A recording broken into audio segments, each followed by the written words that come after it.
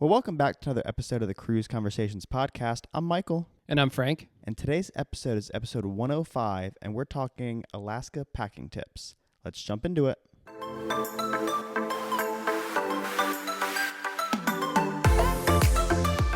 All right, Michael. Well, we're about 1 week away from embarking on our Alaska cruise. Now, if you guys have been following this podcast, we're over 100 episodes in. If you've been following along, this is both of our first times going to Alaska. We've done the Med. We've done plenty of Caribbean cruises at this point, but we're really, really looking forward to trying something new and experiencing kind of a whole new domain of cruising, right?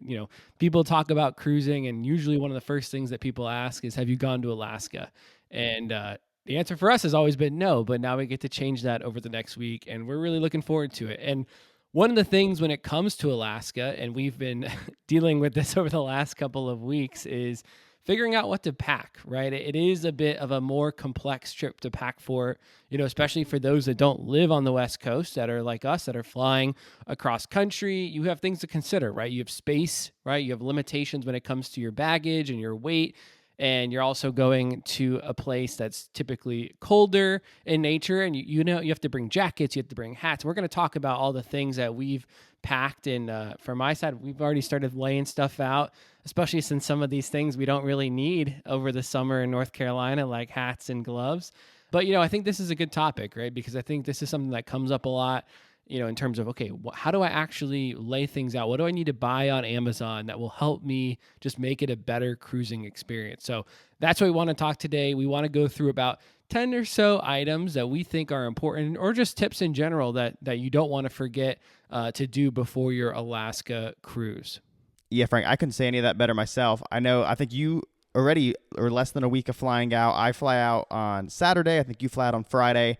And me too. I ran to Sierra yesterday. Never heard of it. It's kind of the first one just opened here in Charlotte. It's like TJ Maxx's and Marshall's, like outdoor stores. Yeah. So I've been picking up stuff there yesterday and kind of trying to do, like you said, kind of the last kind of pickups of things I need, and started laying out stuff myself. So like you said, because a lot of this stuff you don't bring on a typical Caribbean cruise. So yeah, I'm excited to dive into some of these today. So the first thing we kind of have to talk about here is, like you said, the weather's going to be pretty unpredictable. We're going late June, so it should start to get a little bit warmer, but a lot of the places we're going to be going to get a lot of rain. So the first big tip we have is you're going to want to bring layers on your sailing. What does this mean? This means having a base layer, probably a hoodie or a sweatshirt over it. A rain jacket, like we said, is going to be ideal because you just don't know. Kind of like the Caribbean, the rain can kind of pass through and then disappear for the rest of the day. But between the rain and just the temperature, like we said, that's already much different than what you're going to experience out in the Caribbean. So that's the thing. In the beginning of the day, it may be a little chillier out, but as the day goes on, like you said, you may want to take off your hoodie, take off your sweatshirt, throw that in your backpack because the weather may get a little nicer out throughout the day. Yeah, Michael, I already started looking at Juneau, Ketchikan, Sitka, just the weather for when we're going to be there. And it's crazy. Like you said, it can get down to like the low 50s, which is obviously pretty cold for us Charlotte boys. But then it can get as high as like almost 70 degrees. So it's like you're packing for things that are like low 50s and then like 67, 68. So it is a tough trip to pack for in general.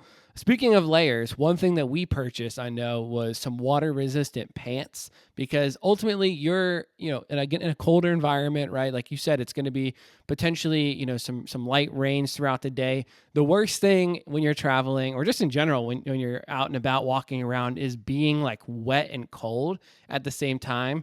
So definitely recommend, just even if you bring a backpack, throw some water-resistant pants in there. And I think that will help you out. You don't always have to wear maybe all day if you're wearing like some long like athletic pants or even like leggings for ladies, but maybe having some water resistant pants that you could quickly unzip or throw on, that is a nice thing to have as well. The next thing you're going to want to pack for this sailing is going to be a comfortable pair of either shoes or hiking boots. And you're probably going to want them to be waterproof at the end of the day, because like we said, going along with the rain that may roll through. But the excursions you're going to be doing here in Alaska are going to be much different than the excursions you're going to be doing in the Caribbean. You're not going to be just laying out on the beach having a Mai Tai. I mean, Frank, you're going to be on top of a glacier for one of your excursions. So you're going to want, like we said, a good pair of shoes that you're going to be able to depending on your excursion, like I said, whether you're going on a glacier, going on some hiking trails, doing whale watching, that are one, not going to get wet, because, wet shoes at the end of the day is probably one of the most miserable things. I think, last week we talked about like doing Disney and comparing Disney and cruising. And when it rains at a theme park and your shoes are all wet and then you get back to your hotel at the end of the day, it's terrible. So like we said, packing a nice waterproof pair is going to be best when sailing Alaska. Yeah, and I was looking up like how much rain you really can expect. They usually in Juneau get around 13 days of rain per month. And I don't know how accurate, again, this is just from what I researched, but pretty crazy. So you're, about a 35% chance of you actually getting rain on your cruise if you stop in at Juneau. So it's just something to be prepared for, and again, you want something that has some good bottoms to it, because you don't want to be slipping, especially, Michael, like you said, hiking, you're walking on rocks and stuff. You want to make sure you don't. The worst scenario is that you hurt yourself out there in Alaska and, you're far from home and you got to get back on the ship and, you don't want to have that situation. So make sure whatever shoes you do bring have a little bit of texture on the bottom as well, so you don't, end up slipping and potentially having an accident. So that's super important. All right, Michael, I think one of the things that I've been dealing with is how big of a jacket do you really bring to Alaska? It's going to be cold. And one of the things I would say is don't dress like you're going to the slopes, right? I've got a big ski jacket. I've got a spider jacket that's nice. But ultimately, from everything I've read, that's going to be way too much of a jacket to actually bring to Alaska. So don't dress like you're going to the ski slopes. Still, I would recommend bringing a warm hat. I bought some gloves last night that are just like not ski snow gloves, because ultimately I'm not going to be there doing like snow activities, but just gloves that will keep your hands warm and things that you can, again, keep in a backpack. And if you want it, you have it. If you don't need it, it's one of those situations, right? If you don't bring it, you're going to need it. And if you bring it, you're probably not going to need it, but it's always good to have it, like insurance. So something to recommend. And even for myself, I'm doing boat excursions. So I'll be out on a boat, potentially with a camera in my hand. And so having gloves on is just going to make it a lot more doable, right? Because 55 degrees while you're walking is one thing, but when you're flying across the cold water on a boat, that's a different scenario. So definitely recommend that. And then one thing I mentioned too, backpack, right? Like that in a Caribbean, you probably have a tote bag. You may have something that you carry, your beach towels with you. I would recommend getting a good backpack. I think I bought one on Amazon for like $30. And I'm not saying it's like the best in the world, but it's going to be great for Alaska, just to throw my cameras, my hat, my gloves, things that I really don't need to have in my hand or on my person. It's nice to have a good backpack that some of them have like a little hoodie that you can throw on it to keep it waterproof. That's the kind of thing you want. Again, $30 to $35. You don't need to break the bank on like a real great hiking bag, but something just so that it's different than your normal work bag or maybe your tote that's open air. I think it's good to have something that's a little bit more water resistant when you're in Alaska. Now, speaking of being on the water, Frank, let's go in the water on the cruise ship. One thing not to forget is a bathing suit, because, depending on the ship you're going to be sailing, there may be a mix of indoor pools on the ship, as well as obviously hot tubs scattered around the ship. And I mean, you get in the hot tub out in the Caribbean when it's 90, 100 degrees outside. I mean, who doesn't want to be in a hot tub as you're sailing Alaska? The weather's a little cooler out. You're passing glaciers. I mean, I can't imagine kind of a better spot just to be chilling as you're passing by a glacier, just chilling there in a hot tub. Yeah, we'll talk more about our plans for our cruise and kind of a preview next week. But personally, this is one of the things I'm really looking forward to. And part of the reason why I was like pushing us to go with the Quantum class. So we'll talk more about that, kind of a little teaser for next week in terms of why we chose this ship, why we chose this itinerary. But to your point, Michael, don't forget to bring the bathing suit and probably a couple bathing suits to make sure that you're able to enjoy those things. And even if you are going on a Quantum class ship, there's a couple of things that this ship has which are really cool, like the iFly. So just research what you're planning on doing on those sea days and make sure that you do bring some decent clothes that you can use for that, like socks and long pants and stuff. You'll probably have it, but just make sure you pack those things in advance. One of the things that people like to do on like some cruises is ice skate, and you have to have like socks and closed-toed shoes. And for the Caribbean cruises, some people just don't bring tennis shoes, and so that's one of those things that's like, if you don't bring tennis shoes, you probably don't bring like some socks, and then you can't do ice skating. So just an example of that. Make sure if you're going to do any activities on your ship that you plan ahead. So, Michael, one of the main reasons why people book Alaska truly is for the animals and to see whales and, beautiful deer. Maybe we'll get to see a bear if we're lucky. Fingers crossed. That'd be pretty sweet. Or some bald eagles. I know those are around there as well. But ultimately, you can only see so much. Now, phones have gotten pretty good these days, especially if you've got the Pro Max, you got those 3 cameras on the back of your phone. You could do some damage with that, but highly recommend investing into a pair of binoculars. I think I bought mine, Michael, on Amazon for maybe $20 to $30 max. So that I would recommend get yourself a pair. I think it's one of those things where it's only going to make the experience cooler for you if you see let's say you see a bald eagle and you're able to pull out your binoculars. Yes, you could pull out your phone and zoom in as far as you can go, but ultimately, it's just going to make it cooler that you're able to experience that with binoculars and see it up close. So one of those things I don't think it's like a requirement, like, oh, you have to buy these, but it's like if you're looking for things to make the experience better, we've read and everyone says, make sure you have binoculars. Again, this could be something that you use on the side of the ship while you're going through like one of the glaciers, or it could be something that you use on your excursion. Let's say you're on a hike and you see an animal and you want to pull it out. This could be a really good thing to have. Yeah, exactly, Frank. I just picked up my pair yesterday. Like I said, I think I only spent like $15. I think it's like a 12 times magnification. And it's the type of thing, I mean, not everyone in your family may need their own pair, and you can probably just pass a pair around between 2-3 people. But like you said, it's really going to help your experience overall. Like you said, see these animals from a distance. Hey, we'll get right back to the Alaska packing tips. But listen, if you guys are looking into Alaska or any other cruise for that matter, we'd love to work with you. We've actually been working with a lot of podcast listeners recently. Shout out Kendra and her family that have been booking. I think they just booked the MSC World America. So if that's you, if you guys are looking at cruises and you're planning the rest of your 2025 year, even if you're looking at a 2026, 2027, we'd love to help you. We'll make sure that we get you the maximum amount of onboard credit and other perks that we can get for you as travel agents. So make sure you reach out to us. You can send us a text at 704-313-8556. You can also fill out the jot form in the description of this episode, or you can look at more cruises and opportunities to get on a cruise at cruiseconversationspodcast.com. All right, well, the next thing we have on our list is something to not forget when you're packing for your Alaska sailing. It's, nicer outfits for dinners and formal nights.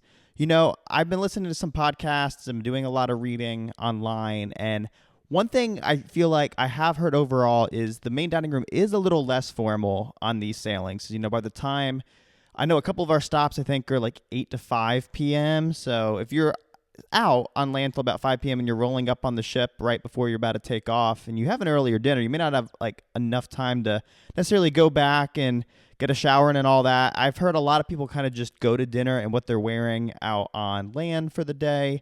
But you do have, I think we're going to have 2 formal nights on the 1 to 2 formal nights on our sailing.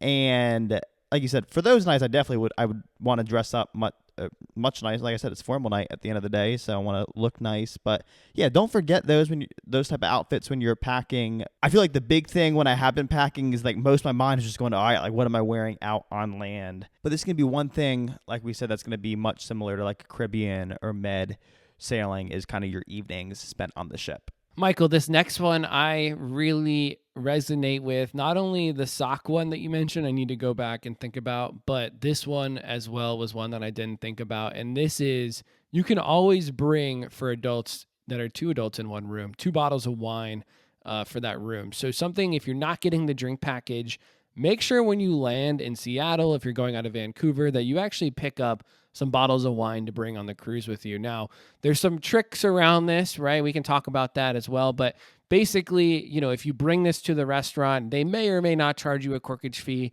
You can actually ask your room steward for a corkscrew, and you can actually open it for free. So you can pour your wine and enjoy that on the cruise. And that would save you from having to spend, $10, $15 a glass, which is really, really nice. So I like this tip because I think most people are probably not going on an Alaska cruise to have a booze cruise, right? Like the Caribbean, to me, you're laying out in the sun, you're drinking, like you said, pina coladas by the pool, or you're getting off at Coco Cay and having them in the Hideaway pool all day. This is a little bit of a different cruise. It's not much maybe about the drinking. It's not as much about the drinking, but you can still kind of hack it a little bit and bring those bottles of wine, 2 bottles of wine, at least for me, that's going to last probably 3 days for us. So it is a nice thing to have and, at least enjoy on the cruise. Yeah, that's a great point, Frank. I think just about any cruise I haven't had a drink package, like you said, I always make sure to bring those bottle of wines. And if you're going with a family of 6, 7, 8 people, and some people aren't going to bring wine for themselves, shoot, give them the money, have them bring on the bottle of wine with them, and take it from them. Then you have some extra bottles too. All right, the next thing we have that you don't want to forget to pack is your passport. This is one thing when my family, we were sitting down kind of talking over the cruise, making sure everybody had what they wanted to have. This was a question I kept getting asked because they're like, well, we're leaving from Seattle, but going just up to Alaska. And I was like, yeah, that's true, but you're still going to need either your passport or birth certificate because while we're just going to Alaska, you're also still going to be hitting that international stop in Canada. So they are still going to require it when you get on and off the ship. So, luckily a couple months ago, my grandma realized her passport was expired and was able to get a new one in time. I think she was a little nervous, but they just did the rush shipping and it got there, I think, within like 2 weeks. So got that taken care of, and she'll now have that, like we said, for the sailing. And, just any other cruise necessities that you may use around your room, right? Whether it's magnets and hooks in the room, bag tags for your luggage when you give them to the porters, any stuff like that is still going to be super useful in Alaska because that is more, ship kind of cruise specific versus destination specific. Yeah, Michael, one of my favorite things is to have the towel clips. I don't know, I'm just a big fan of those. And we've been enjoying the pool now here in Charlotte, and I'm like, Scotty, why are we not bringing our towel clips from the cruise? Because we're kind of sitting out there and it's getting windy, and the towels, getting scooched down, and you're on like the back of the chair. So just something like that just makes your vacation a little bit easier. You're not always going to adjust your towel on the back of your chair. For me, it's worth just throwing them in the bag if you have room. Now, this goes to our last tip that we have, which is don't overpack. I know we said all these things that you're going to need for Alaska, but at the end of the day, you can always rewear your outerwear or leverage the laundry service on board. So this is something that we're talking about because we do get to Seattle about 3 days before the cruise. So not only will we have 3 days worth of outfits that we're walking around and getting sweaty in Seattle, but then we have to pack for 7 more days. So one of the things we said was, hey, when we get on board, one of the first things we want to do is wash some of our socks and underwear and just things like that through the cruise line. So we're probably just going to do that. Honestly, if you think about it, the cost of just throwing your stuff in a bag and getting it washed on board probably is cheaper than having to check an extra bag or have to deal with bringing an extra bag around Alaska. So definitely take advantage of that. And then for jackets and things like that, don't feel like you have to bring, one jacket for every day, right? I would bring maybe 2, 3 kind of outerwear pieces, and then you can always rotate those throughout the days. And honestly, think about it. You're only in Alaska for 3 days, right? You won't usually have 3 ports, whether it's Skagway, Ketchikan, Juneau, Sitka. You probably only are actually hitting 3 of those stops if you're doing the there and back round trip. So don't feel like you have to pack so many outfits. Most of the time, like I said, you're going to be either in an excursion situation or you'll be on the ship. So just remember that. And you can always, like I said, rewear or leverage that laundry service on board, which they do a really good job. You usually fill up a bag and it's around $30, $25 to $30. You can stuff that thing full. And then within the 24 hours, you get that back with obviously clean clothes. So really, really nice. We've done it before, I think in Europe, because same situation. We had some extra days before the cruise, and it's hard to pack like 12 pairs of you know what I mean? Like, it's just like, that's 12 pairs of socks. I mean, it's just like, that takes up such a big amount in your suitcase. So if you need to, make sure you leverage that service. I highly recommend it. And you can always pair up with a buddy or a friend, throw their clothes in there as well. So, and split it with them. Yeah, so like we said, that kind of wraps up the list of things we have that you should and probably shouldn't pack when sailing Alaska. Like we said, this is our first time going, so this is just things, that as we're laying out our suitcases, we're constantly either buying or throwing in as we prepare for Alaska. I'm sure once we get back from the cruise and are kind of talking over our sailing, maybe we'll have some different opinions on some of this stuff, but I feel like everything we listed is pretty much some of the more crucial stuff that differentiates a little more than your typical Caribbean sailing. Well, hey, this is going to wrap up this week's episode. And you know what, Michael? We've been working. This is fun. We've been working on some vlogs. We got off of Allure of the Seas earlier this year, and we went with the boys. It was a boys' cruise. We talked about that on the podcast. We had Chris and some of our other friends on that cruise. It was a 4-night Caribbean, and I've been editing those vlogs. We're just putting on the last finishing touches of that. So make sure you follow us. Make sure you subscribe on YouTube. You can do that at Cruise Conversations Podcast. This is a really entertaining one. Again, I'm not with my wife. We're just the boys taking on the drink package and the cruise. So make sure you check that out. Again, you can follow us on YouTube and subscribe at Cruise Conversations Podcast. We're really, really excited. And I think you're going to laugh and be super entertained with those vlogs. We look forward to next week. We're going to be doing our preview episode. So stay tuned for that. And thank you again for listening. We'll see you back here next Wednesday.